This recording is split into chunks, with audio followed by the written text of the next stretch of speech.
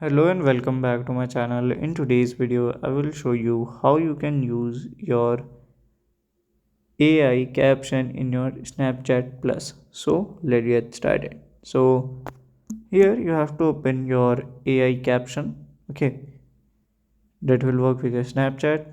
As you open, then you have to uh, go to your filters, and from there you can directly search for the AI caption, or they will show you the option as your AI caption. You can just click on there, and from there you can just add the caption. So the caption will be added in many fonts. You can just select the one of the fonts that you want in your snap.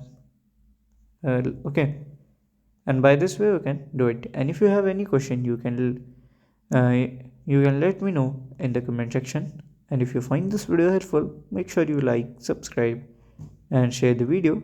Thank you for watching.